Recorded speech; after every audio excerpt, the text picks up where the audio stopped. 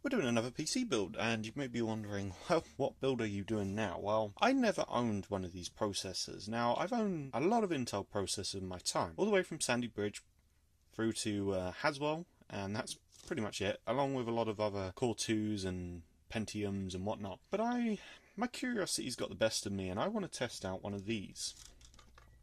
These AMD FX processors. I've never owned one.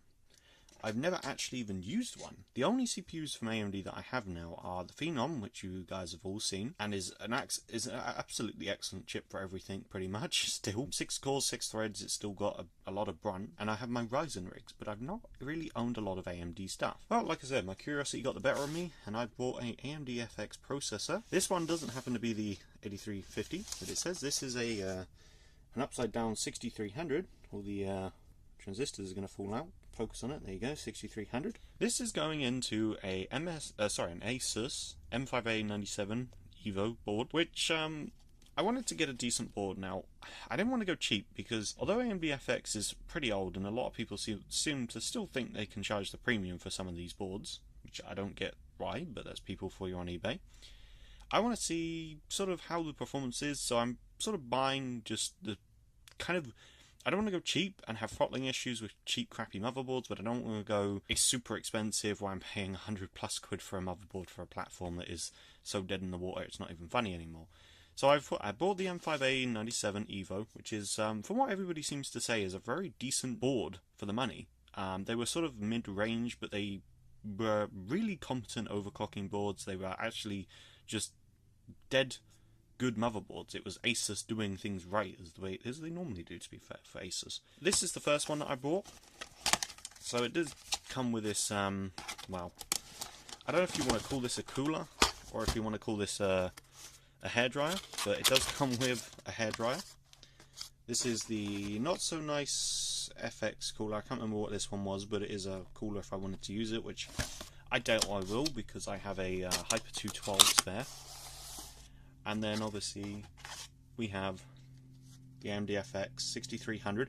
I have tried this in my 890GX Extreme 3 and unfortunately it just crashed. So I don't know if that's the processor that's busted or if it's just that the 890GX doesn't really support the chip very well, which is probably more the case, to be honest with you.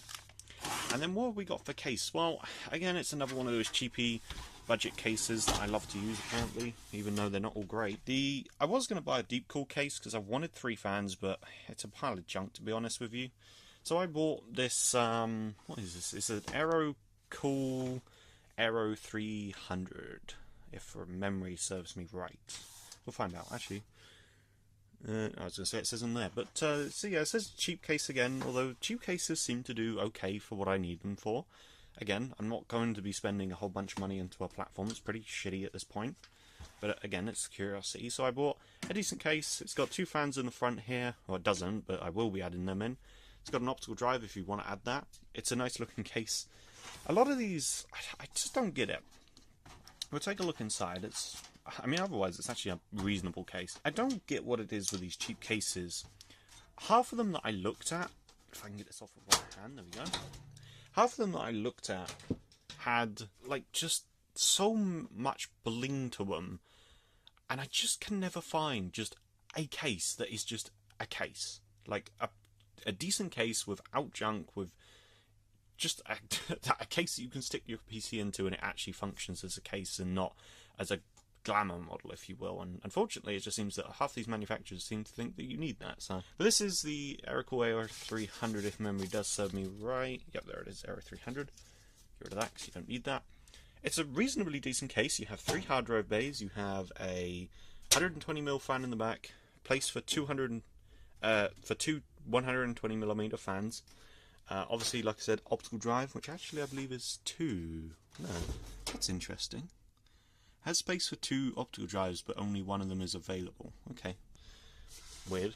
Now, I did think this might come out, and I think it might actually, but it still doesn't add any fans in, I don't think. So it's a pretty big pile of crap, to be honest. Never mind. So yeah, it's a case. It seems to be pretty nicely built. It's not got any sharp edges that would hurt or anything like that, so I'm impressed. I mean, this cost me all of 20 quid. Now, I got a decent deal. I was going to buy it off a website called CCL Online in the UK, and it would have cost me £23 something odd for 2-day delivery. I went to the eBay store and got it for 21 quid a next day delivery, so that was a bonus, so that saved me a bit of money. Overall, decent case. I like that the power supply is on the bottom. This is the better choice. This 120mm cutout is just barely big enough. Something I've noticed with this is if you look at it, the fan is actually just coming off there, so it's a real tight fit for that. Yeah, it's a bit of a funny one, but at least it's not going to be too restrictive, hopefully. It's actually a pretty nice mesh cutout, so probably stamp metal, but whatever. I got a few parts waiting for, so we'll come back and we'll revisit this when I have them. You get a nice little bag. And you even get a PC speaker, wouldn't you know? That's another one to add to my collection.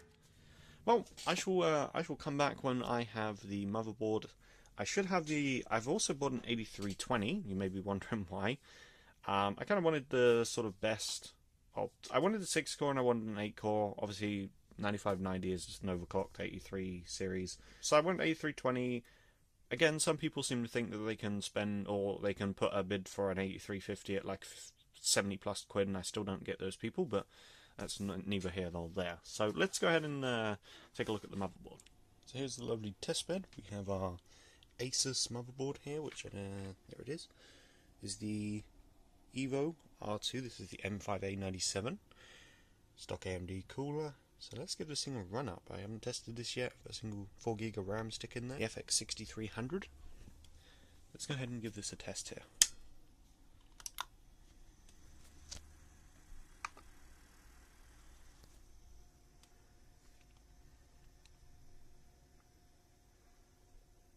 That's a good start. New CPU installed.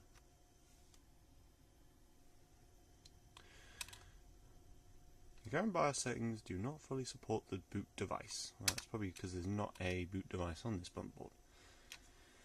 So there we go. We seem to be running. You'll be hearing some weird noises from my GPU and this motherboard on the CPU. So we go. Let's go ahead and take a look at advanced mode here. Check everything is all good. 4GB of RAM. Running at DDR3 1600, which I believe is wrong for this RAM, so I'll have to dial that back a little bit. There is no passwords, which I thought there was. Obviously previous owner. Let's just take a look. So everything in here I'm just going to leave as stock, but I am going to change. Where would that be? Okay, I'm just going to leave that. I thought that was it's definitely not running in nope. DRAM timing maybe. Let me see if I can stop the bring the exposure level down here a little bit. There we go. Just seeing if I can find this RAM settings. The 1600 is not right for this memory. Memory frequency, there we go. I think this is 1333 memory, if I remember correctly. Everything seems to be working fine. We can check out Gone Quiet, C states, high performance computing mode. Don't have any clue what that is. Application power management. Okay, I'll have to read up some of this because I'm not sure. I know what that is. That's a sort of, I used that in pass-through when I built my Ryzen rig. I can't remember what it stands for. Input output something something something. Memory configuration. Okay. Self-bridge. SATA, which will make sure is HCI. Port 1 to 4, port 5 and 6. Nice to see it actually has separate for port 5 and 6. USB config. Sound bridge. We can actually disable all the USB ports, which is nice. CPU core function. Okay, we can turn off cores. Onboard devices. I'm going to turn off the 1394 controller. Storage controller. As media controller for the USB, which is quite nice. It actually has the battery charging, it's nice. So I'd probably turn that on actually. Serial port, even though it doesn't have one, I will turn that off. And Azalea. Cool. APM, which is automatic power management, which I will leave off. And network stack. Cool. On it, let's take a look. CPU temperature 33 degrees. 24 degrees, CPU fans running at 2400, it seems to be running reasonably quiet. See if we can maybe turn that down. What's silent, dude? Does it automatically do it? This is a 4-pin fan. Maybe I need to restart the PC for that to work. There's no boot device on right now.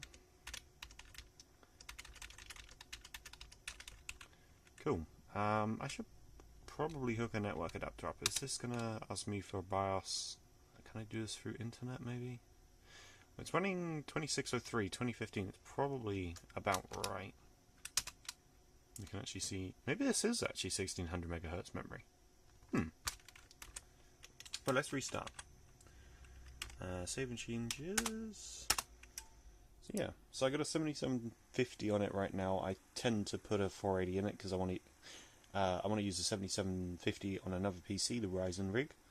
I plan to get some more RAM for it. I do have some RAM laying around. I'm just going to take a look under these heat sinks to make sure that their paste is still in good condition. I think with that said, we're going to get this in the PC. I was hoping to use the FX 8320 I bought, but unfortunately the seller hasn't done the best of jobs of dispatching that. So we're going to go ahead and get this in the rig. I'm going to get the RAM at a later point, just use the 4 gigs for now. I'm going to be pinching the 120 gig SSD that I used in that, the Phenom rig for this, along with a 500 gig hard drive, which should be more than enough. Also intend to use the Hyper 212, which I have here. I'm unsure if this is going to fit in the case though. This is my only sort of worry at the second, is the Hyper 212 doesn't fit in the case. I might have to use a stock cooler, and that's not really what I want to use, but we shall see. So let's go ahead and get this dismantled and get it into the rig. So that took way longer than expected. Unfortunately, if you do buy this AeroCool Aero 300 case, it will not fit a Hyper 112, a Hyper Evo or Hyper Plus 112, whatever the fuck it's called. Unfortunately, which was the cooler of my choices, so I have installed a Hyper 103. Yep, Hyper 103, and as you can see, it fits in there, but it's you wouldn't be able to get much taller than a Hyper 103. And so unfortunately, if you do plan on using that, just be warned. A liquid cooler though would probably work fine. Probably not a one. No, I believe I've seen that this can take a 240 in the front. I wouldn't do it. It's not really big enough. So you could fit a 120mm water cooler in here probably quite easily, although it'd be a bit tight. But I would recommend an air cooler like the Hyper 103. If you're using this case with say an AM4 style motherboard with a AMD Wraith, Spire, Max, whatever, you'll be fine. AMD's new AM4 coolers are actually really good, so I would probably use them if that was the case, but I'm not using the fantastic stock cooler that came with this, or that I had came with the FX 6300, because that looked like that was going to probably snap the board in due course, so I had to use a different cooler. Let's go ahead and get the rest of this build. I got a couple fans, I got the SSD, which I'll be installing here, because this SSD mount down here will not support anything less than a 3.5 inch, unfortunately, but you can get the SSDs in here, fortunately. I have my 480 that's arrived, so I'll be putting that in here. I did check the Northbridge cooler paste. It was okay, so I'm probably going to leave the Southbridge, which should be fine. I'm not touching this cooler for the VRMs because I think it's a 1 or 2 mil thick thermal pad, and I only have like a 0.5 or 1 mil thick thermal pad. So let's go ahead and get the rest of this done. So update time. If you plan on buying the AeroCool Aero 300, don't. It's a pile of crap. Put it simply, this has been the absolute worst PC build I've done for quite a while. This cheap case, in comparison to the other cases that I've done, so essentially this deep cool case and that case over there, have been actually really good. They've been quite decent cheap cases. This thing, on the other hand, is the complete opposite. It's an absolute pile of junk, and I wish I never bought it. Only reason I bought it was because I wanted the airflow, because this is an FX rig, and I didn't really want it getting too hot. But in hindsight, that was the worst decision. This case is an absolute piece of crap. I've done it. I have got it in there, but I'm not very happy with this build as it is. Now I just have the GPU to put in. But as you can see, I've had to cinch down my 24-pin cable because I couldn't get it through this without being able to close the other side. So I've had to run it around here and into there. So not the most elegant, but it'll be fine. It's not blocking anything. So, I mean, it's turned out for okay, but you can see there's another cable here going up to the 8 pin that's up at the top there. And I'll explain why. So let's go ahead and take a look on the other side of this case. And here it is. Let me just point there. There's nothing to this case's behind. Unfortunately, unlike the nicer Deep Cool, Shield V2 or whatever it was, in the SIT Dark Soul, they actually have some space behind here. Now whether they sacrifice it for some less space on the opposite side, I don't know, but at least in those cases, I didn't have to sort of cinch down every cable as tight as I could get it. This hard drive bay, crap as well. You have to put a hard drive in before you put the power supply in, otherwise you only really get one side. Again, I don't know. And the only deeper part of this back of the case is this front part where you have to put an SSD. There's no way of mounting a, well, unless you use a adapter plate, there's no way of mounting a 2.5-inch hard drive or SSD in this place without an adapter. So I've had to try and cinch down as best I can. Hopefully this will fit, and if it doesn't, well, it's going to get squished anyways. But this case is pure crap, honestly. I expected a bit more for it being a decent, cheaper case, but no, it's in. Let's go ahead and give this thing a boot. I've got one more thing to put in. I am worried about these extra cables here because they do bulge out a bit, but we'll see. So let's go ahead and put in our GPU and get us tested. Okay, let's go ahead and boot this up. So I've got the GTX 480.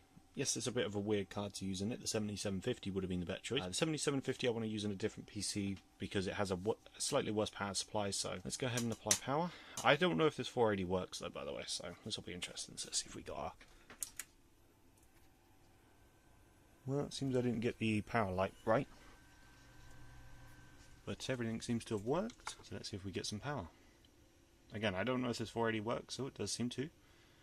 Good stuff. I think it's like F11 or something.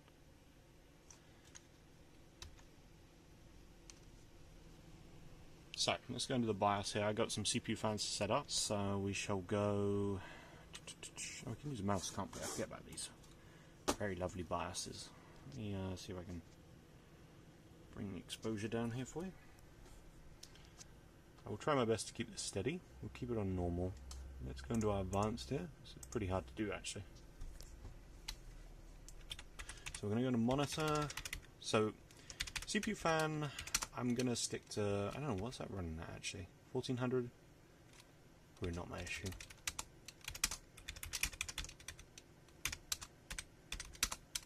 So it all run off one thing. That's interesting. I was hoping it would have more than just one chassis Q fan control. I had a chassis fan 3, didn't I? Oh yeah, I could have put that in, man. Okay, so we're going to ignore that one just because I don't have one plugged in there. I don't want it erroring up anything. Okay, so that should be everything. So F8 I think was the... So hopefully it gets a bit quieter now. So it says delete or F2. I'm pressing F8, which I think, there we go. It's going to boot this thing. It does have Windows installed, but I'm going to reinstall Windows just because it's a Phenom version of it. So there we go, it's a lot quieter, as you can hear. Now, I forgot that this cooler has blue LEDs on it. I was going to put a fan in the top there, but I think I'm going to miss that for now. Unless the VRM's getting a little bit hot or anything like that, but that should be enough airflow moving through, hopefully, that should be all good. So, other than the case being a pile of shit, everything seems to work. I'm looking forward to using the 480. You may be wondering why it's 480. I kind of have the better half of the 400 series, the 460, 70 and 80 of all things. Do you know what? For the age of the 400 series, they actually still perform okay today. So install on 7 Home Premium. So see if I can get you a view here. So let's go ahead and delete that. Delete that. Make a new partition. And let's go. So the only thing I've noticed that hasn't worked, we do have an LED for hard drive, but we don't have the power LED, and I suspect that's because I need to switch the pins over for plus and negative, but never mind, I'll deal with that another day. It's probably going to be one of those horrendously bright blue LEDs. So I'm going to get the Windows install done. I'm going to go ahead and download all the drivers to this rig, and then we'll do a Cinebench test as well as a few other things, just to make sure everything's working and I don't crash. So let's put an end to the video. Let's go ahead and run a Cinebench run here, and then we'll run a Unigine Heaven run just to make sure everything's working fine. This is still running the cheapy RAM, but I put it back to 1600 because apparently it supports it, so I'm going to put it at that. So let's go ahead and see how well this runs here. Let's bring that down a bit so you can see. And when I ran this on the 890GX board, it did crash. I believe that is because that board just doesn't support the 6300, although it supports the 6330, I believe the 6100. 6330 being the exact same as the 6300, but I guess there's enough of a difference they didn't like it, so. But it seems to be fine. Hopefully all will be good with this. I'll tell you what though, watching this go round at this speed reminds me of when I used to do this on my i7-4770K. I believe this is going to be slower than that. Compared to the Ryzen 7 that I have in my system right now, this is slow. It's kind of amazing to see the difference. This was the reason for doing this. I'm interested to see what FX was like. I finally bought my 480 that I've kind of wanted for a while, even though they're not hugely great, but I wanted one. So I kind of wanted to see what these FX series processors were like. 425, so we'll look that up and see if that's correct, but I think that's about right. Just under it's under a i7-3770, which I think should be about right. So let's go ahead and run a OpenGL test here, just make sure our GPU is working fine. It looks smooth, should be smooth. I mean 480 should be able to run this OpenGL test perfectly fine. I don't know what it will get though. But as weird as it is, I'm looking forward to using this GTX 480. It's going to be interesting. I think in the 500 series, the GTX 480 was about 570, if not a 580. I believe there were some architectural improvements in 500 series. I believe it was a little bit faster than the 480. So I think the 480 became like a 570 roughly in performance. 85 FPS, that's really not that bad at all. 425 and 85 FPS, let's go ahead and save that and run our Unigine Heaven run. So I'm going to run it at, I think we'll go DirectX 11, high, no tessellation, no stereo, no multi-monitor, probably 2 times anti-aliasing, full screen, and run it at, this monitor is 1680 by 1050. Let's go ahead and launch that. I'm not actually sure what a 480 gets, or like even a 470 gets in this, so we'll run the benchmark when it launches. What's the button? F9 to run the benchmark. So there's a 480, getting about 40 FPS with these settings. And it's 700 MHz, 1848 memory. Processor's apparently running at 1.4 GHz, which I think is wrong. We're up to 75 degrees already. Check it out.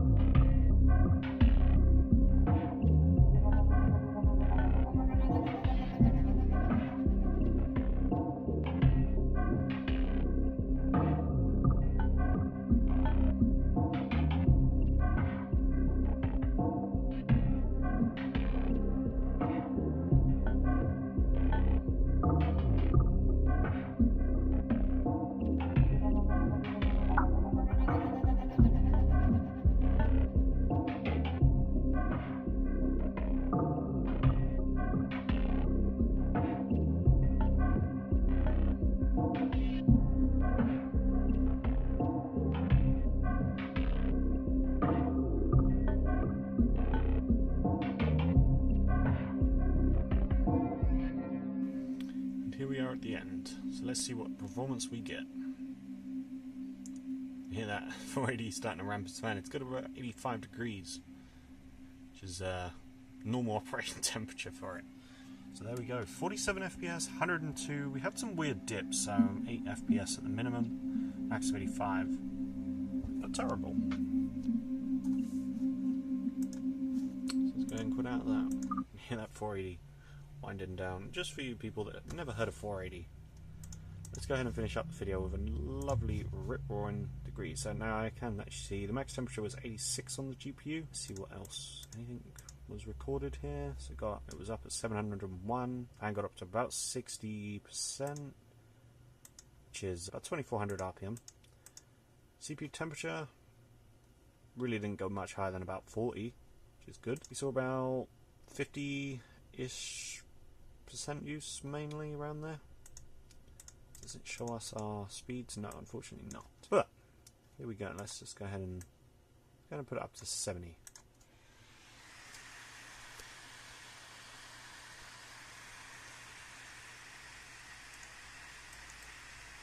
Here's 85, 90, and 100.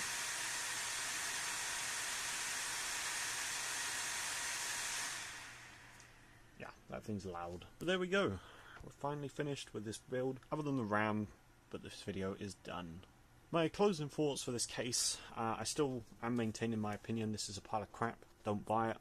It's okay looking, but there are some things I just really don't like about this case, unfortunately, which means that I really wish I hadn't bought it, but I think for airflow reasons this is still going to be the better case for this rig, but yeah, unfortunately it just sucks. absolute shit. Motherboard, of course, is old, it doesn't matter, but it's an it's an Asus M5A97 Evo R2. Very nice board, seems to do the job perfectly, should be more than capable for the 8320 or the 6300s in here. 480, of course, is very hot, don't do that. 480 is going to be a 480, it's tad faster than the 470, much faster than the 460 I have. It should do good enough. Be interested to try some different games out, see what this thing's like. I'm going to be taking it apart and replacing thermal paste as well as thermal pads because it's probably going to need it. And then otherwise it's just the basic essentials of a case.